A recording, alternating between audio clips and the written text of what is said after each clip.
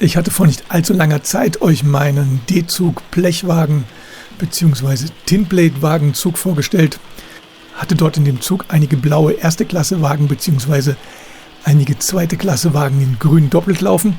Und ihr habt mich darauf aufmerksam gemacht, dass es aus dieser Zeit bzw. passend für diesen D-Zug auch ganz in Blech noch einige weitere Wagenvarianten gibt. Ich habe jetzt versucht, in den letzten Wochen immer mal wieder den einen oder anderen Wagen hier zu bekommen. War teilweise gar nicht so einfach, aber in diesem Video möchte ich euch nun meine aktuelle D-Zugwagen-Sammlung vorstellen. Ich habe die doppelten Wagen ausgetauscht und durch welche Wagen ich sie ersetzt habe, das möchte ich euch hier nun zeigen. Gezogen wird das diesmal alles von der Märklin 3039, die Baureihe 1 und 10. In der dritten Variante, gebaut von 1971 bis 1974, die hatte ich auch in einem früheren Video schon mal vorgestellt. Die wurde von mir mit einem Digitaldecoder versehen und ist in dem heutigen Video meine Zuglokomotive. Die Lokomotive hier komplett mit einem Metallgehäuse, sodass das auch, ich denke, perfekt zu dem Zug passt. Der erste Wagen hinter der Lokomotive ist der Gepäckwagen, den wahrscheinlich jeder kennt, der sich mit den älteren Wagen schon mal beschäftigt hat, von Märklin, die 4026. Hier in der zweiten Variante, gebaut von 1964 bis 1966 und mit einer Packung aus dem Jahre 1963. Dann habt ihr mich darauf aufmerksam gemacht, dass es von Märklin einen Postwagen gab. Der war mir bis dahin völlig unbekannt. Ich dachte, dass alle grünen Wagen eigentlich der 4026er Gepäckwagen sind. Ich habe dann recherchiert, und zwar die 4047 ist das von Märklin. Der Postwagen hier in der ersten Variante, gebaut 1967, mit der passenden hellblauen Packung, auch von 1967. Und das war von den Wagen, die mir gefehlt haben, mit Abstand der schwierigst zu beschaffenste, weil er nur in einem ganz kurzen Zeitraum gebaut wurde. Die meisten Wagen, die zu bekommen sind, sind entweder an den Griffen verrostet, komplett bespielt, sodass sie überall verkratzt und verschrammt sind. Oder wenn sie von oben noch ganz gut aussehen, dann ist die Bodenplatte von unten komplett verrostet. Und in einem einigermaßen guten Zustand mit Packung habe ich so erst so ab 35 € gefunden. Habe auch welche gefunden, die wollten dann für ein gut erhaltenes Exemplar 90 € und mehr. Aber das wollte ich jetzt ehrlich gesagt nicht ausgeben, weil die anderen Blechwagen immer relativ günstig waren, sodass ich lange gesucht habe und jetzt endlich einen Wagen für 25 € gefunden habe, inklusive Versand mit Packung. Und damit bin ich mal ganz happy. Und ich denke, der ergänzt jetzt den Gepäckwagen bzw. den ganzen Zug hier ganz gut. Als nächstes habe ich mich darauf hingewiesen, dass es einen Erste-Klasse-Wagen in Grün gab. Auch das war mir völlig unbekannt. Für mich waren prinzipiell die blauen Wagen die Erste-Klasse-Wagen. Und ihr habt mir mitgeteilt, dass es die 4023. Gebaut wurde die 4023 nur von 1958 bis 1968. Hier handelt es sich um die dritte Variante und diese wurde von Märklin von 1965 bis 1968 produziert. Und diese kurze Produktionszeit ist wahrscheinlich auch der Grund, dass dieser Wagen nicht allzu verbreitet ist. Leider habe ich hier nicht die originale Packung, das heißt, ich habe hier nur eine Packung von der 4043 und jemand hat die 4023 mit dem Stift darauf ergänzt. Aber dafür war der Wagen relativ günstig zu bekommen, also habe ich die falsche Packung in Kauf genommen. Hauptsache es ist erstmal überhaupt eine Packung dabei. Leider sind diese 20er-Nummern von Märklin immer die älteren Varianten, das heißt, Ausführung außen immer schön, alles in Ordnung, aber leider ohne Inneneinrichtung, sodass das jetzt hier der einzige Personenwagen ist, der keine Inneneinrichtung hat, aber das habe ich erstmal in Kauf genommen. Ich werde mal schauen, dafür habe ich ja die 4051er rausgeworfen aus dem Zugverband und werde mal gucken, ob die Inneneinrichtung davon passt, müsste normalerweise gehen und bei Gelegenheit werde ich versuchen, dann eine Inneneinrichtung von dem blauen Erste-Klasse-Wagen hier in den grünen noch mit einzubauen. Dann haben wir hier den bekannten 4051er Erste-Klasse-Wagen in Blau. Dieser gebaut von 1972 bis 2003. Die Packung ist von 1985 und die 50er Nummern sind von Märklin alle mit einer Inneneinrichtung versehen. Und das wäre dann einer von den Wagen, die eventuell die Inneneinrichtung an den 4023er abgeben könnten. Als nächstes haben wir den Speisewagen von Märklin, die 4024.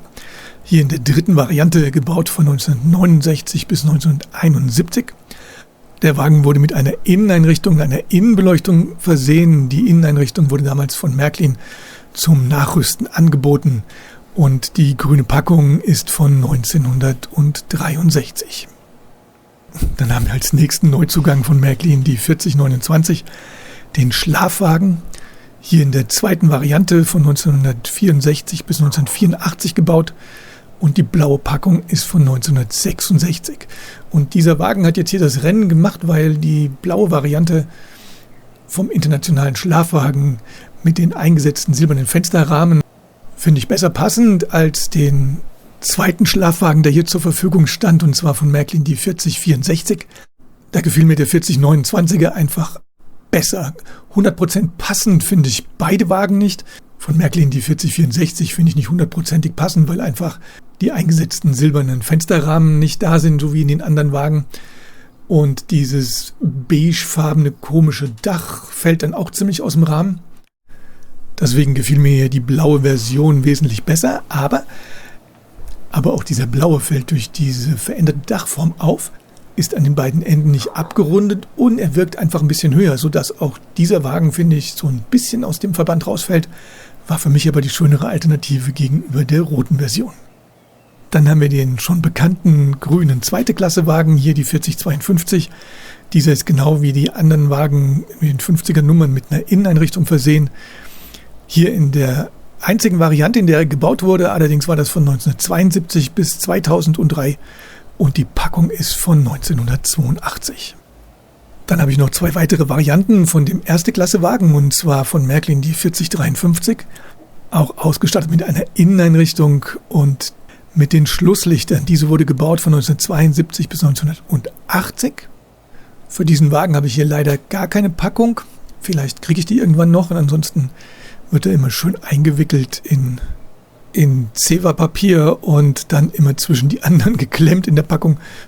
Die Besonderheit des Wagens, hier die beiden Rücklichter beleuchtet zu haben, geht damit einher, dass wir kurioserweise sozusagen zu dem Ende hin eine Birne unterm Dach eingebaut haben und nicht nur die Schlusslichter beleuchten, sondern sozusagen das letzte Viertel von dem Wagen beleuchtet ist. Sieht etwas kurios aus, weil der Rest vom Wagen bleibt dunkel. Und über die Lichtleiter, so ähnlich wie sie in den Lokomotiven verbaut sind, werden dann auch die beiden Rückleuchten beleuchtet. Für mich ein bisschen komische Lösung, denn wenn man schon die Beleuchtung hier einbaut, hätte man dann doch zumindest eine zweite Birne einbauen können, sodass der ganze Wagen beleuchtet ist. Aber wenn man das haben möchte, muss man das noch nachrüsten. Und als zweite Variante des erste Klasse Wagens in Blau mit Schlusslichtern habe ich hier die 4032. Das ist dann sozusagen die zweite Variante des Wagens, gebaut von 1961 bis 1963. Die grüne Packung ist von 1962. Als Besonderheit dieser Nummern im vorderen Bereich der 20er bzw. dann 30er abgeleiteten Nummern mit Schlusslicht, dass die Wagen hier noch keine Inneneinrichtung haben. Und das Besondere an der zweiten Variante diesen Wagens ist, dass er noch keine eingesetzten Fenster hat, sondern diese Fenster sind wie bei den ersten Wagen noch gedruckt. Und es fehlt der gelbe Streifen für die Markierung der ersten Klasse. Diese wurde erst ab 1971 eingeführt, der gelbe Streifen. Und es gibt dann sozusagen eine Zwischenvariante, das heißt den blauen Wagen, zumindest ohne Schlusslichter, mit eingesetzten Fenstern, aber auch noch ohne den gelben Streifen. Aber immerhin hat Märklin bei der 4032, der ersten Variante mit der Schlusslichtbeleuchtung der erste Klasse Wagen, es so weit hinbekommen, dass zwei Lampen verbaut sind und man wenigstens das Gefühl hat, dass wir hier eine komplette Innenbeleuchtung haben und nicht nur das letzte Viertel vom Wagen beleuchtet ist. Und dieser Wagen hier von 1961 bis 1963 gebaut ist dann auch der älteste dieser ganzen Tinplate Blechwagenreihe, die ich hier habe. Ich finde es mit den erste Klasse Schlusslichtbeleuchtungen nicht ganz so aufregend, weil die ersten Klasse Wagen in der Regel eher nicht als Abschluss gelaufen sind.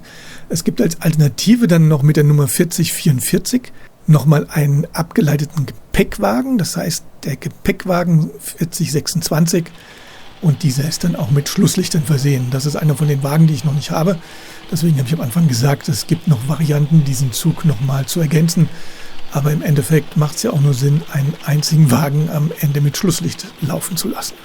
So, und damit denke ich mir, habe ich meine doppelten Wagen hier ganz gut ergänzt bzw. ersetzt. Es ist kein Wagen mehr doppelt da.